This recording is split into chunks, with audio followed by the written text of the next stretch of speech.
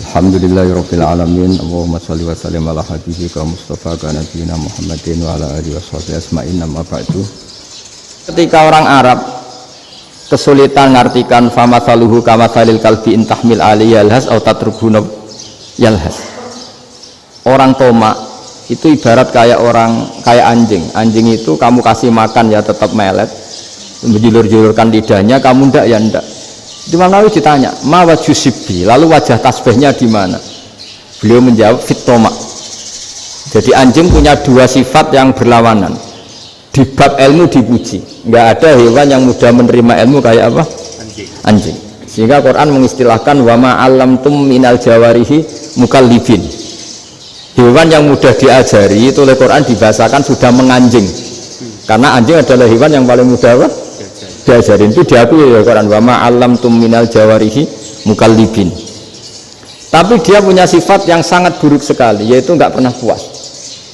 Makanya ketika Bal'am bin Ba'ura, ada tokoh yang kedonyan ya, itu kalau diistilahkan Quran walakinnahu akhlada ilal ardi wattaba'a hawa famathaluhu kamathalil kalbi in tahmil 'alaihi yalhas aw tatrukhu yalhas. Jadi anjing punya dua sifat yang berlawanan. Di bab ilmu dipuji karena paling mudah diajarin. Itu saya pernah ke Malaysia, diceritain sama polisi Malaysia. Anjing itu saking cerdasnya itu bisa deteksi CD palsu sama CD bajakan, asli sama bajakan. Itu kan nggak kebayang. Kalau narkoba mungkin masih ada bau khusus ya, atau mesiu atau bom masih ada bau khusus. Ini enggak. Anjing itu dilatih ngecek CD yang asli sama yang palsu. Oh itu kebablas itu pinternya itu. Itu harganya itu 1 miliar lebih. Paling mahal. Jadi mungkin bisa deteksi ini dosen betul apa abal-abal itu bisa. Itu kiai betul apa kiai pesanan itu mungkin bisa.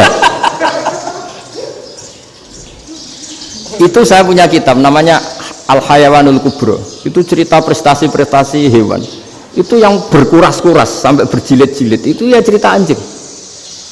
Tidak ada hewan sebaik anjing. Di bab itu ya, di bab sampai ya tadi ada anjing yang sangat loyal sama majikannya, loyalnya masya Allah, sopannya masya Allah. Anjing itu mbok lama berbakti sama sampean, nggak mau tidur di ruang tidurnya sampean, dia tetap tidur di luar. Corong Jawa nggak ngelama. Suatu saat si raja ini minum, wisata minum, pas mau minum diterjang sama anjingnya sampai tumpah. Kecewanya raja ini itu karena selama ini anjingnya sopan sekali. Sekedar ganggu di ruangannya nggak pernah, malah ini mau minum minuman yang disukai diterjang anjingnya tumpah. Marah kan anjingnya di mana? Ternyata apa? Minuman itu anjing ini tahu kalau minuman itu beracun, diracuni oleh musuhnya.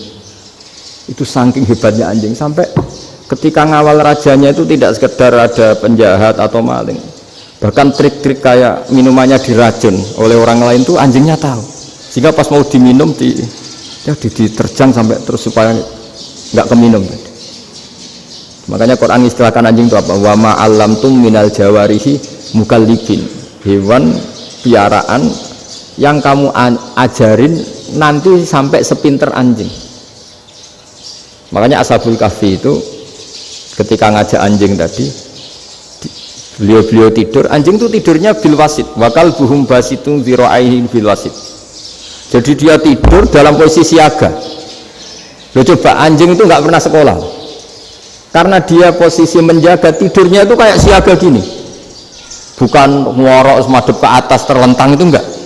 Andai kan dia tidur terlentang itu kan yang mau mengganggu kan, wah asune turu, itu enggak. Dia tidur posisi siaga, makanya disebut lawit tolak ta'alaihim lawalaita minhum firaron. Kalau kamu melihat anjing itu pasti lari karena dia posisi siap merekam. Jadi tidur tapi posisi siap merekam. Jadi matanya tetap terbelalak kayak siaga. Padahal itu nggak diperintah, ya dia memang punya nalar untuk itu.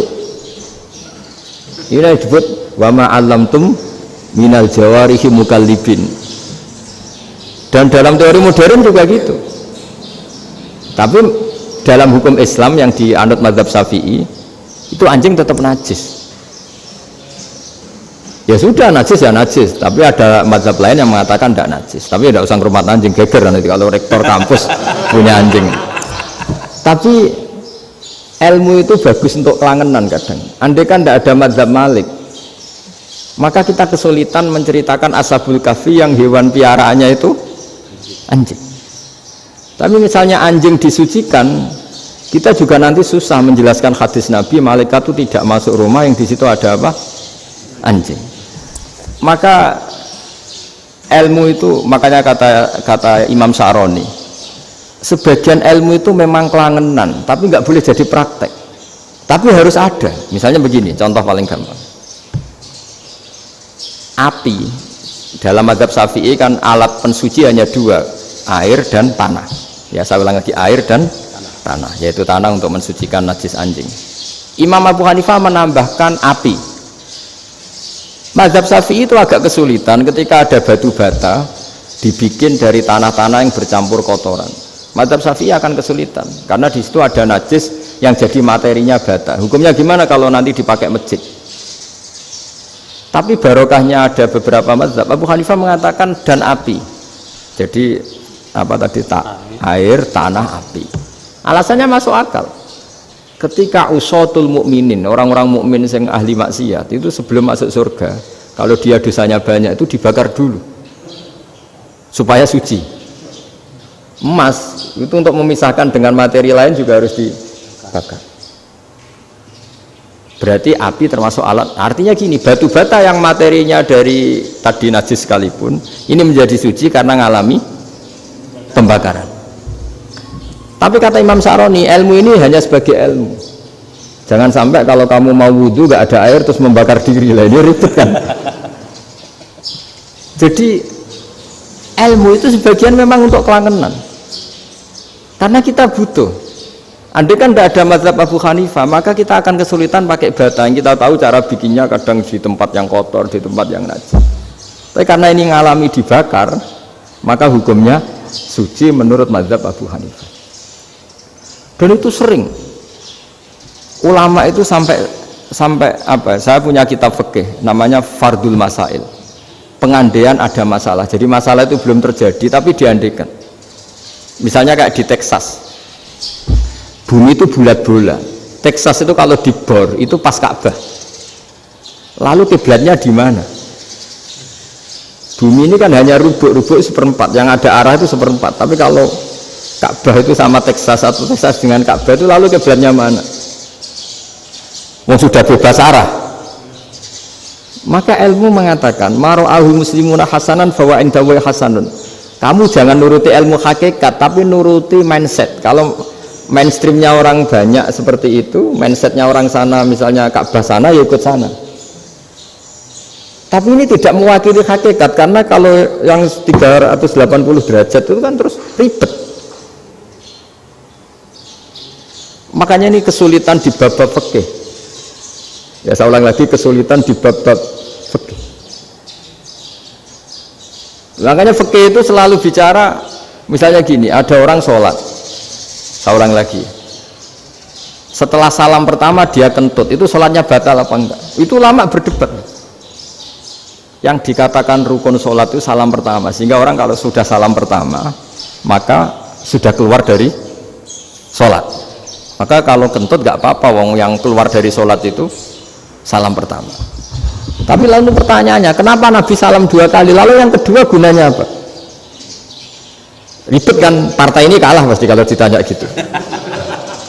Tapi kalau ditanya dibalik, sholat itu satu ibadah yang dimulai dengan takbir, yang diakhiri dengan salam. Berarti salam pertama itu pengakhir apa nunggu salam kedua?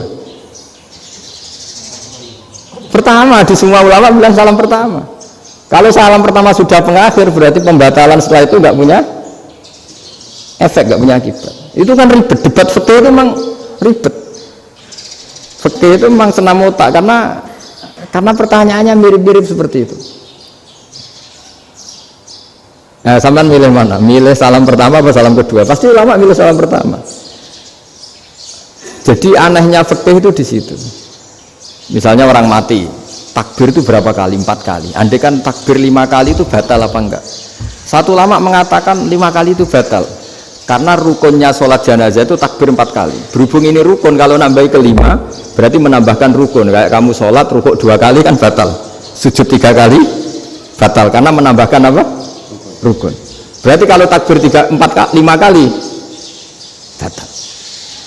Tapi pertanyaannya, takbir itu adalah wiridan biasa, sehingga kalau ditambahkan nggak punya akibat batal. Jadi perdebatan ulama itu kadang ya lucu. Kayak kemarin Pak Haris pas pertama ke sini mau ngundang saya, tak ceritain. Dulu sholat jenazah itu pasti mayat di depan. Karena lazimnya sholat jenazah itu mayat di depan. Tapi mulai dulu lama sudah berpendapat, andai kan jenazahnya di belakang pun tetap sah. Fa innal janazah laisat bi imamin. Karena jenazah itu tidak imam. Kenapa harus di depan? Oh, tidak imam kok harus di depan. Itu mulai dulu.